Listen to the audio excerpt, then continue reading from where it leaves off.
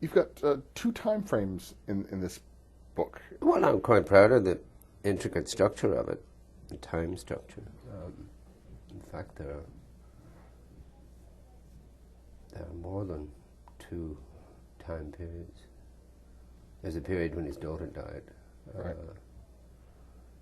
I don't know. I mean, it's a question I can't answer because I don't know how books make themselves. I mean, I have very little say in the making of a book. It makes itself. I write the sentences and the book assembles itself. Well, that makes you sound like an idiot savant, but I don't think you're that.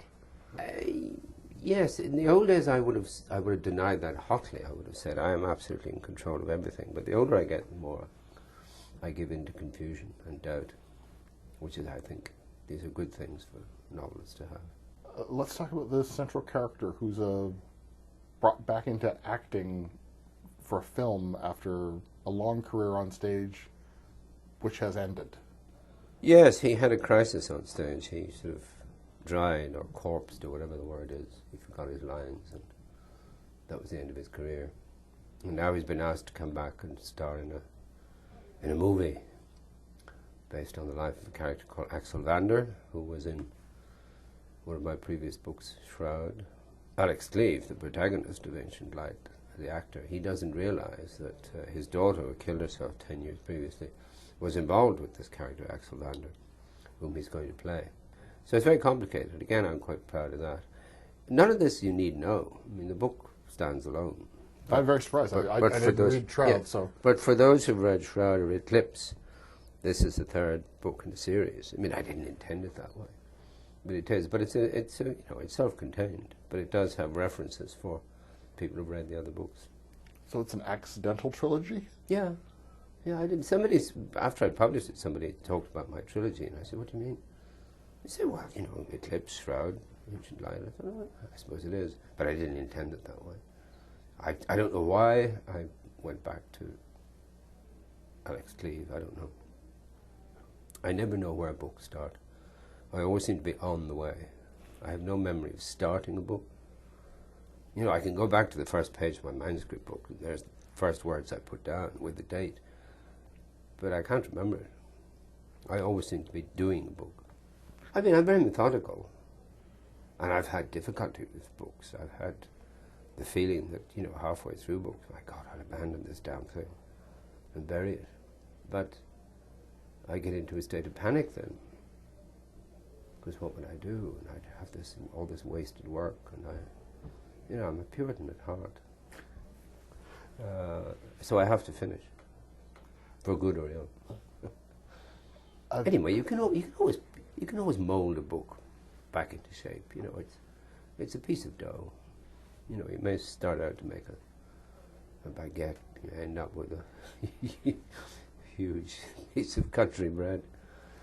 So do you think of it as writing as art or craft, or yes? Oh, it's both. It's both. I mean, I think you have to learn your craft before you can even, dare to call yourself an artist. And the craft of writing is hard, and it takes a long time. I've been doing it for more than 50 years, and I feel I'm just about beginning now to learn how to do it. The best thing about being a writer and the worst thing about being a writer? Well, the best thing about being a writer is getting a sentence right every now and then, hearing that chime, that harmonious chime. The worst thing is the drudgery, all the stuff you have to do in order to find that one little diamond among all the ash. The central character is sort of wrestling with this play that he's doing, with the loss of his daughter, and also with a first love affair when he was, 15? 15, yes. And, yes, he had an affair with his 35-year-old mother of his best friend. Nobody seems to have asked how come he didn't mention this in the previous book, Eclipse, that he was in, where he talked about everything in his past except this affair. I'm glad I haven't had to answer that one. Yes, he's remembering or imagining or inventing this extraordinary affair that he had one summer when he was 15. I think it's well done. I think Mrs. Gray, his beloved is a realistic portrait of a woman. Well, she's no Mrs. Robinson. I mean, this is Anne Bancroft, you know. No, I mean, she's not. kind of got a little pot belly, and She's a perfectly ordinary woman. She's everybody's mother, really. So maybe the book is sort of incestuous, really. Maybe it's my own mother I'm fantasizing about. nobody wants to go down that road. Nobody. What is he getting from it, and then what is she getting from it? Well, what he's getting from it is a lot of sex and experience. What she's getting from it is escape from the rather painful circumstances of her life.